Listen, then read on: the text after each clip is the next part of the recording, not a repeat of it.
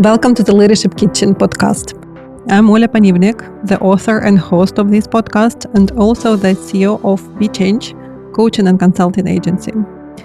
Today's conversation is very special to me for many different reasons, but just to mention one. Once, our today's guest had a quote on her Facebook page, and it said, "Be the change you want to see in the world." This philosophy stands behind the name of Be Change Agency. I'm delighted to welcome Oksana Krykun to the kitchen. Oksana has over 5 years of leadership experience in product and marketing, working in both startup and enterprise environments. She is currently the head of Entrepreneurship and Acceleration at Innovate, where she develops Ukrainian deep tech startups. Additionally, Oksana runs her own business, LVCA Consulting, helping Ukrainian businesses scale their product, marketing, sales, and business efforts. Oksana also manages the ProManagement YouTube edutainment channel for Ukrainian managers and practices coaching in her free time. She is a lifelong learner who loves exploring new things and even had a podcast about it. Oksana, thank you so much for being here today. Despite the ongoing bombarding of Ukraine by Russia, electricity shutdown, and lack of internet, your presence here is a testament and a tribute to the resilience, dignity, and hope of all the Ukrainians. Thank you so much for being here today in the kitchen with me. Thank you so much, Olya, for the invitation, and I'm honored to be here. And when I've heard that Be Change Agency is about that word and that phrase of Mahatma Gandhi, I was like, whoa, that's really a huge and deep sense. So I'm really happy to be here. So let's start, Oksana, and I will start with my usual and important question. What does the concept of leadership mean to you? And what and how would you define leadership? That's really great question, because I know that there is a ton of different definitions of leadership in the world, and it heavily depends on the person who speaks about this. So I will definitely define it from my own helicopter view. And one of the things which defined for me leadership, it's actually this phrase of Mahatma Gandhi, like, be the change you wish to see in the world, or lead by example. That's what leadership is for me, is that you need to become a leader you want others to follow, or you would follow in the future. And of course, leadership is defined by the ability to guide, inspire, and influence others towards achieving a common goal. If it's to read the common definition, and it involves a lot of different things, like setting a vision where we want to be, making the strategic decisions how to get there, and motivating and empowering people on this way, and of course creating the environment where the people, your team, and by the way, not only your direct team and indirect teams and peers, colleagues, and stakeholders would follow your vision. So for me, leadership, it's a complex set of actions, of traits, of a personality, which helps you on one side to envision where you want to be, but on the other side is to evoke and motivate others to get there. So it's a really tough thing to do, actually, to being a leader. And Oksana, while listening to you, I want to challenge you, if I may. When introducing you, we've mentioned that you've held a number of leadership positions, and you just kindly shared how you look at the leadership. At the same time, you manage ProManagement YouTube edutainment channel, and very often leadership and management are seen as distinct and even opposite roles. Based on your experience, how do leadership and management coexist? And how do they complement each other, if at all? Yeah, really great question. And I was thinking on my own when I was growing from manager to a leader, and I was performing as a leader at some positions where I still wasn't a manager. So it's pretty mixed context for that. But still, for me, it seems like it's not challenging. If you want to be great professional and great leader, at some point you need to be great manager too, because leadership is, as I said, about the vision, about where we are going, about like organizing the resources, but in a motivational way. And if we're talking about the management, it's about giving directions, like having subordinates, like holding authority. And that's a bit different context, because when I'm a leader, I'm setting this goal where I want to be, but I'm helping people to get to this goal and motivate people to get to this goal by asking questions.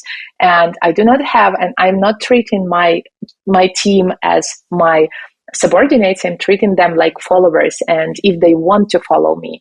But in management, we have more administrative role where we can kind of motivate people with administrative tools, and it's a bit different and directive way of work. And for me, I understand that this heavily depends on the context, on the role and position you're in. But for me, great leaders, to succeed, they need to be great managers too, to understand where are the risks, how to create this Gantt chart, how to work with a budget. But at the same time, they also need to envision where to go. And that's what I was trying to do. And I succeeded at some point in my previous positions. And I'm trying to build it right now, is that I'm working right now both as a manager who needs to get things done and as a leader who sets big vision where we are going in a team. And at some point, it's really hard, because I understand that for a leader, I need to be motivated. I need to be more inspirational one. And for manager, I need to get things done. And management is more like a routine, but I understand that this routine makes the things get done and, like helps me to approach the vision I'm building. And also from what I saw, great leaders, to my opinion, just, like from my standpoint, they usually have this managerial experience, because learning, like leading by example, means that if you want to have projects done, if you want to achieve the vision you're building, you need to show people by your example that you can do this. So basically for me, a great leader has managerial skills, and usually that's what I want to build in my work to get things done. But of course, when we are going to higher levels of leadership, when we are going to the leadership on the big company level, from what I saw, usually people are less into the operational managerial side, and they are more into strategy, vision, and leadership side. And if those leaders are going into the manager's role, usually the leadership part suffers, and people under this leadership position and who are in this leader's team, they're like, okay, but where we are going? So it's really challenging to have this balance. And I can speak only from my perspective as a person who led at most like 30 people at the same time.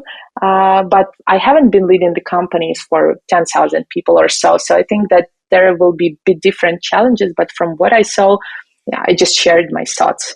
Oksana, thank you. And they resonate so much with me. And for you and me being coaches, I would sum up in a phrase that it's not about choosing or like being a leader or being a manager, but integrating and being a leader and a manager. And a next challenge for you, Oksana. So wearing these hats, both managers' hat and leaders' hat today, what challenges do you face? And most importantly, how do you address them? Could you please share? Yeah, of course. Of course, there is a ton of challenges as a leader and as a manager to me right now, especially right now. And from what I saw, those challenges will be different from, and it will depend from the stage which you are on right now as a leader and as a manager. And I love, by the way, for this reason, to recommend John Maxwell's book, 5 Levels of Leadership. It's one of my favorite ones. If I can share here as the books I love, because it helps us to understand that on each level, we will have a different set of goals, a different set of motivators, and our leadership role will be a bit different. While at the beginning it's more administrative and you can rule because you have an authority, but if to become a great leader, you need to, lead by influence, and that's what leadership is about. So returning back to your question, I want to share that for me, the biggest challenges at this point of time, and I think that I'm semi-experienced manager and leader right now. Of course, I need to have more experience and more years of work, and I'm looking forward into those years because I love leading teams, people, and achieving results. Right now, I understand that balancing the vision and execution, especially when lack of resources, is really heavy, because right now I'm working on a team where I don't have that many resources which can help me to deliver on some tasks. And right now I'm a leader and a manager and a doer, like a thinker and a doer, both in one person. And at this point of time, it's really heavy because I have lots of tasks, because I'm launching a deep tech acceleration program.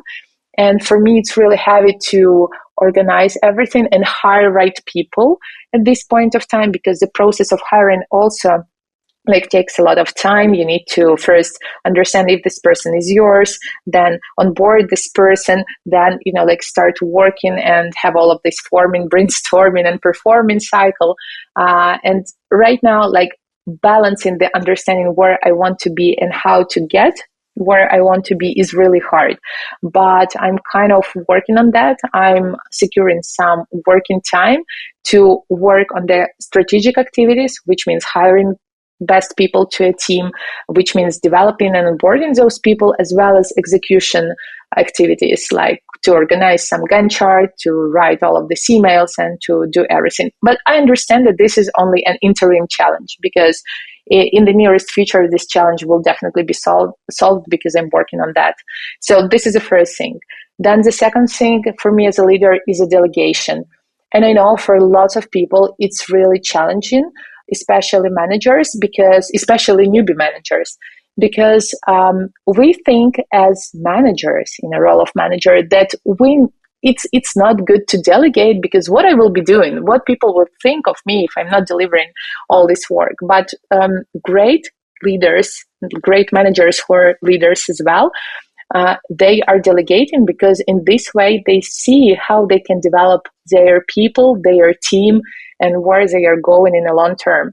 So I think that delegation skill is always a challenge, because you're always asking yourself, okay, can I delegate this item, for example, or goal to a person on my team? Will this person, do this task, or should I do this task on my own, etc.? So these delegation questions are really hard for me.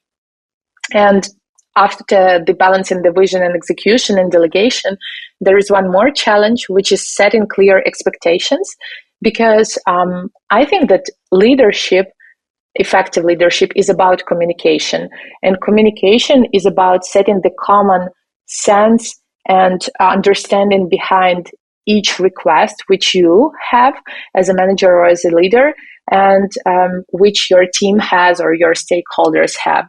And I think that working with assumptions is really crucial here in setting all of these clear expectations, as well as the direct and good communication is also a part of that. So this expectation setting, it's a really complex skill which combines lots of the other skills, and it's usually a challenge to develop those, especially in international cultures, because you can learn it to do, for example, for Ukrainians, because we have more direct culture and we are speaking very straightforward. But when we are going, for example, to Japan or China, we have a totally different picture, and setting the expectations will have a bit different way than it would have in Ukraine. So this is also a challenge to me. And the next challenge, almost the last one, is managing the team balance and workload.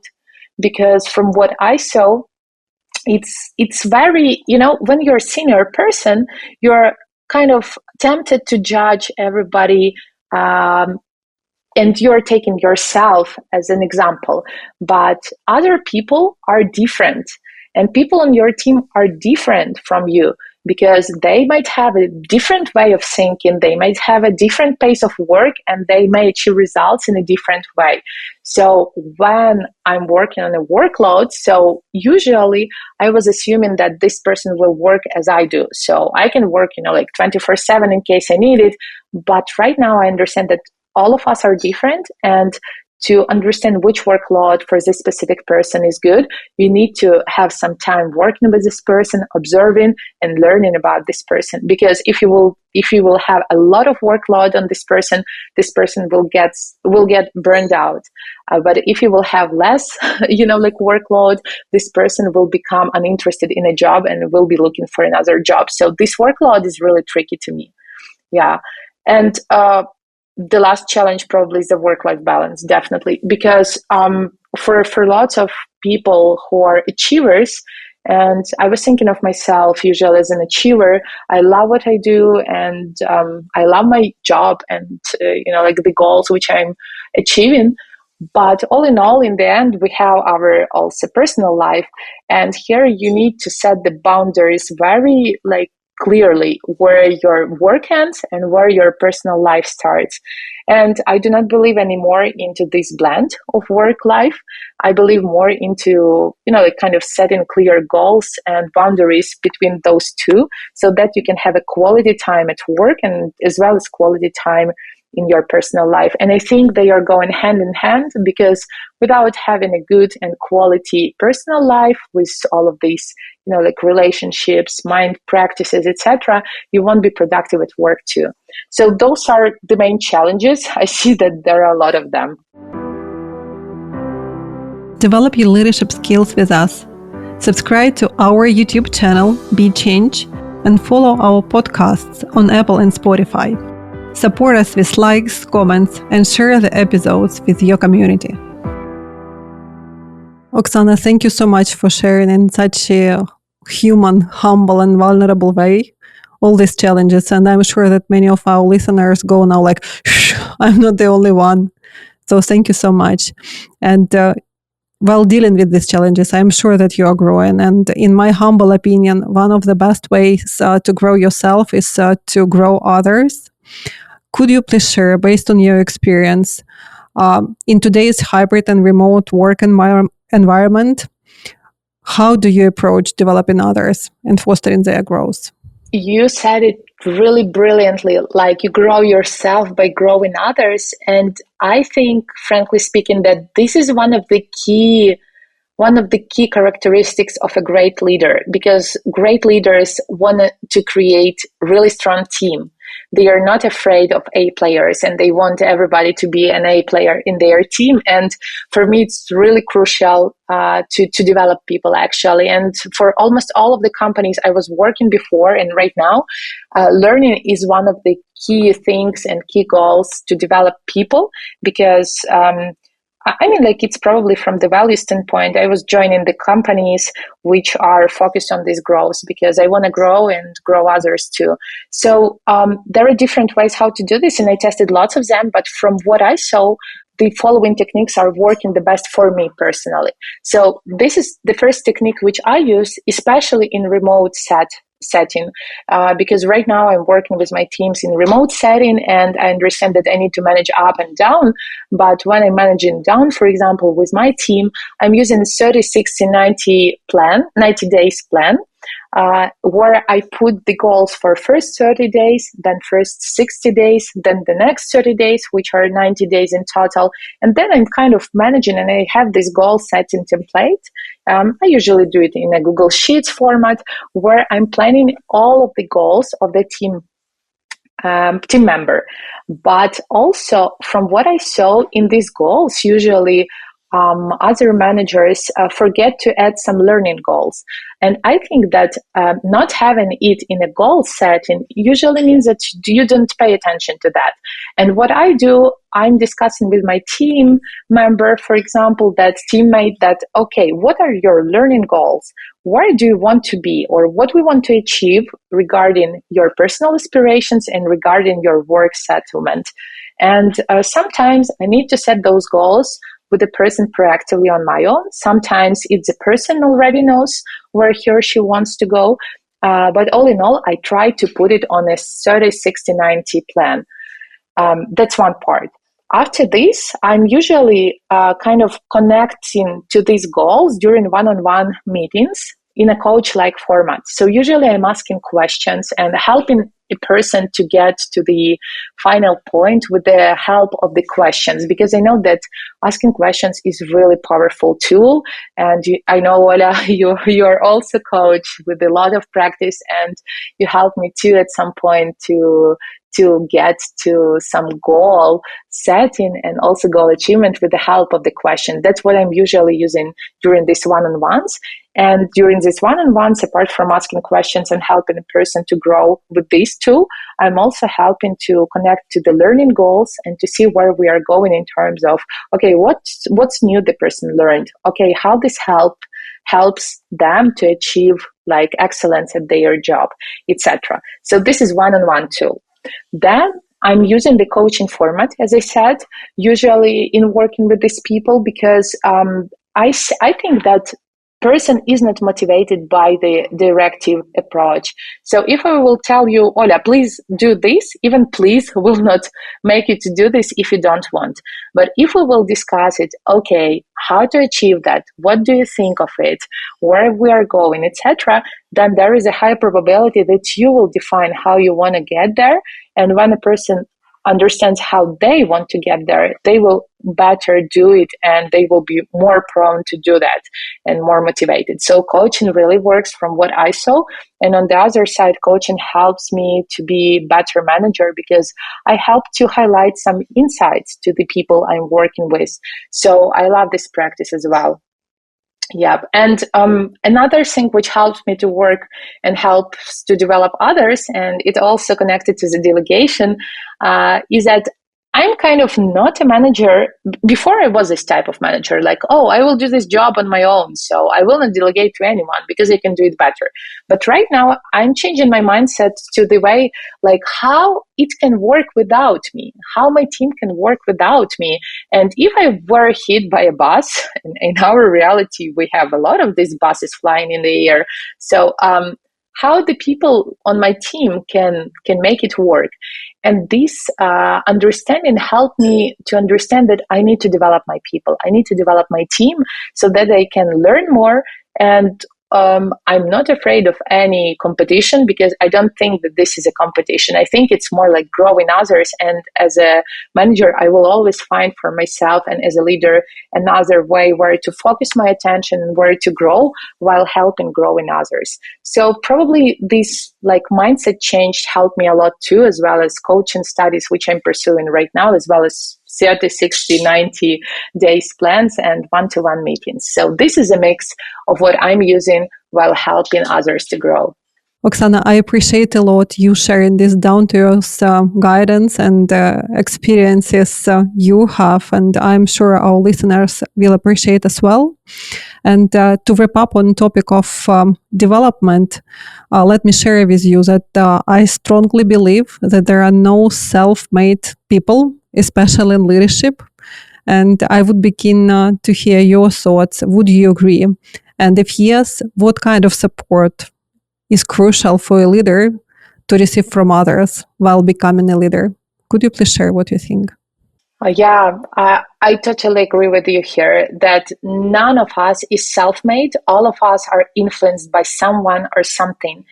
And I think that great leadership is about learning and about learning from others. So in my case, and I know different cases, some people like had great leadership example near them and they learned how to grow into leaders. Some people were not like kind of interested in leadership, but they had someone who like took them by the hand and said, you will be great leader. Yep. Some of them were going to leadership programs at Stanford or somewhere else. But for what worked for me is that I was reading a lot of books about different leaders, and I was reading a lot of articles about Sheryl Sandberg, about Robert McNamara, about Lee Kuan Yew. I understand probably Lee Kuan Yew is not the best example from the terms of how he was leading the country, but all in all, he made this country an amazing one. And Singapore right now is one of the most prosperous countries in the world.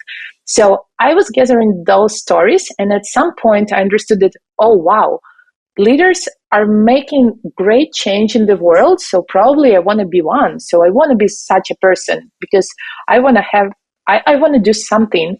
I want to do something really great in this world. And I was looking at these people who were ordinary people at some point, but then they started making really great change with the help of how they did it and what they did it. And I understood that vision, for example, is really crucial. Believing in this vision is really crucial, and a lot of the other things. So actually reading books, because I was a bookworm all the time from my childhood. So reading books was really great for me. Then I also saw some examples, like when you are in a digital era, you can see what Sheryl Sandberg is about. You can see what our other leaders are about. You can read the books from Bill Gates, for example, and see his thoughts on TEDx. So that's also influenced me a lot. And additional thing which influenced me a lot is coaching. And I'm really grateful to you because at some point my road stopped by you, and the questions and the quality which you asked me and the way of thinking which you triggered in me helped me a lot to understand where I am and where I'm moving. So this is really crucial part. And I think it's crucial for lots of leaders with whom I'm talking frequently. And apart from coaching, the last thing is that I saw from my experience when I started mentoring and coaching other professionals, especially women, I saw that the most crucial part at some point in your leadership journey is that there should be someone who believes in you, who will tell you, you're doing it right, keep moving. And when I'm speaking in this way, you might think, oh, this is really kind of, she exaggerates. It's not that crucial. But usually from what I saw, people are looking for understanding. All of us are looking for support and for connection. And from my standpoint, I have my circle, like several circles, who heavily believe in me. And I know that in the room full of opportunities, these people will talk of me and will think of me. And they will support me in any case, in any hard situation. And I can go to them and say, for example, Pasha, you had this case in your company. Please tell me what to do. And first of all, he will tell me, okay, I know this situation is hard, but you can deal with that. And here is how I would suggest you to do that. So what I would recommend definitely to have mentors, to read books, to use coaching techniques, as well as to form a circle which will believe in you no matter what. And of course, it's better not to have only your mom who believes in you, definitely, but professionals and your friends who will tell you, okay, you can do this. So that would help me a lot to grow as a leader, because as a leader, you will make a lot of mistakes. And when you're making those mistakes, there should be someone who will support you on this way and will tell you, that's good, that's okay, please keep moving on. Oksana, our listeners don't see me, but I'm smiling. Thank you so much for sharing your story and for inspiring many others to pursue the path of a leader. And as you said, this path is not bright all the time, especially these days. We are facing challenges in Ukraine. We are facing challenges in the world. Could you please share what fuels your confidence today? What fuels your resilience to be a leader today? That's a really great question. And I think that this is a question which every listener of this podcast asks themselves, like almost every day, what makes me run this world, like today, and makes me wake up in the morning. And for me, this question was really one of the most crucial questions for a long period of time, and growing as a person, as a leader, and as a professional. And at some point, I understood that understanding why I'm doing what I'm doing and where I want to go, understanding my purpose. And by the way, the purpose for me, it's not the thing which I'm like sitting inside, oh, this is my purpose. It's more like deciding what is my purpose and watching myself and thinking, okay, does it motivate me, for example? And I understood this purpose like some time ago. And I understood that, for example, for me, building strong Ukraine, which will be strong economically, is very crucial for me. And based on this mission, where I want to help Ukraine be strong economically, I build everything else, and I'm making the decisions in my learning path, in my career, where I want to go to support this vision of a strong Ukraine.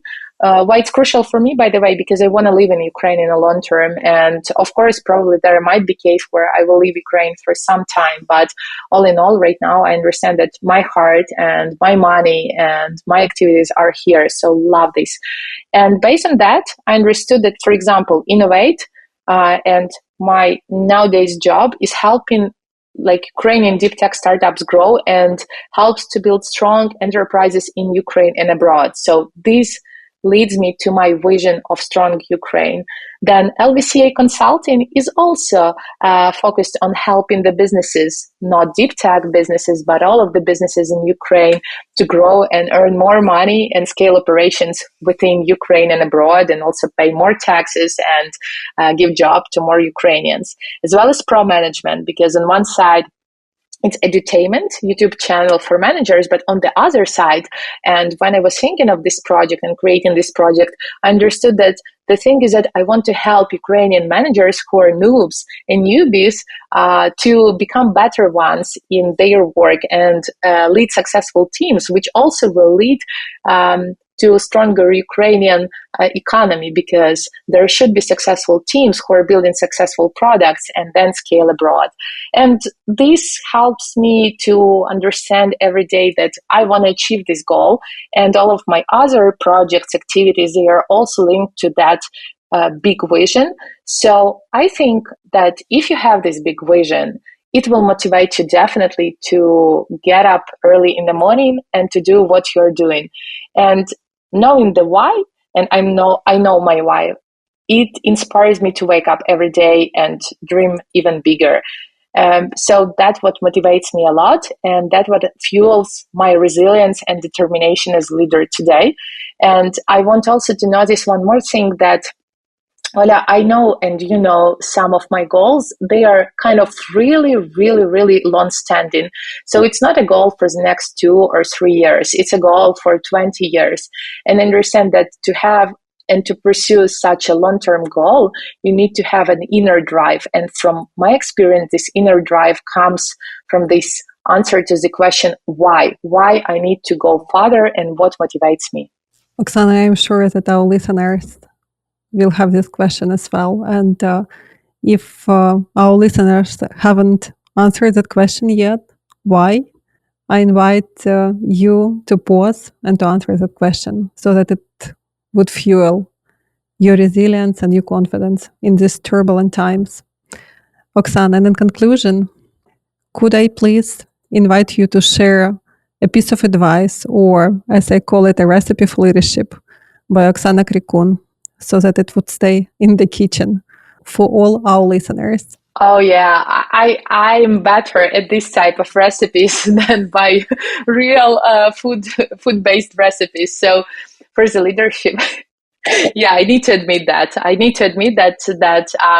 I'm usually joking that I'd better solve some business problem than go and prepare some food, because it's easier for me. And yeah, I really love people who cook, and I'm super happy to be here on this leadership kitchen. And to share my recipe, there is one thing which I want to, which I look in retrospective and I understand that this is a basis for the person I am right now.